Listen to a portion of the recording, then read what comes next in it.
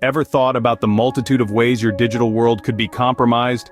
Pondered the various shapes and forms cybersecurity incidents can take? The digital landscape is rife with threats.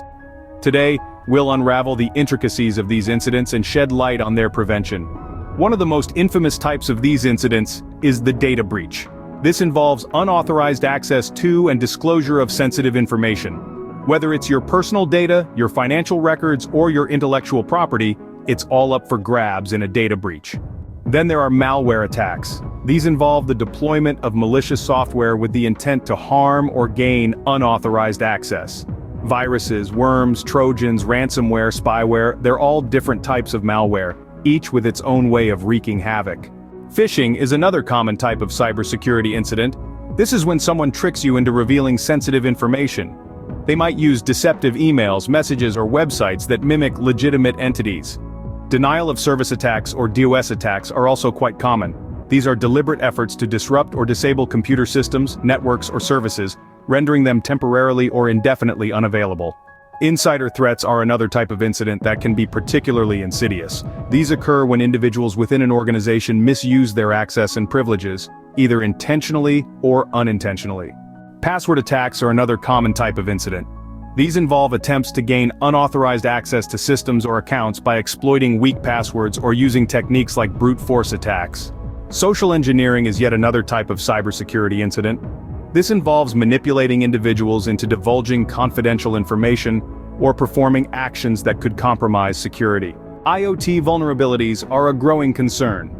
These involve the exploitation of security weaknesses in connected devices and systems, which can lead to unauthorized access or control. Finally, there are supply chain attacks. These incidents target vulnerabilities in the supply chain, compromising software updates or hardware components to introduce malicious code. Preventing these incidents is crucial. Organizations use various measures to do so, including firewalls, antivirus software, intrusion detection systems, and encryption. They also train their employees to recognize and respond to threats. Having an incident response plan in place is key to responding effectively when a cybersecurity incident does occur. So, what do you do when a cybersecurity incident occurs? Do you panic, or do you have a structured approach to manage the aftermath? Well, in the world of cybersecurity, there's a systematic way to handle such incidents. It's called incident response, and its goal is to limit damage, reduce recovery time and costs, and prevent the recurrence of the incident. Scene script. Incident response revolves around a series of key phases. The first phase is preparation.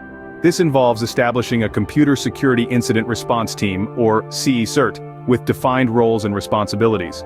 Also, it's important to develop a detailed incident response plan outlining the steps to be taken during an incident. And let's not forget about training and awareness programs. Everyone involved needs to be up to speed on the plan and aware of potential threats. Next up is incident identification. Here, the focus is on detecting the incident using security tools and monitoring systems. Gathering initial information related to the incident is also a crucial part of this phase. Then we move on to containment. This phase involves isolating affected systems to prevent the incident from spreading. It might also require implementing temporary fixes to reduce the impact of the incident. Following containment, we have investigation. This is where the CECIRT gets to the root of the problem, collecting evidence without altering or destroying it. After the investigation, we proceed to the eradication phase. This involves identifying and eliminating the source of the incident. It might be malware, unauthorized access, or other vulnerabilities. It's also the right time to patch or update systems to prevent similar incidents in the future. The next phase is recovery and repair. Here we focus on restoring affected systems to their normal state and validating their functionality. After recovery, it's time for lessons learned.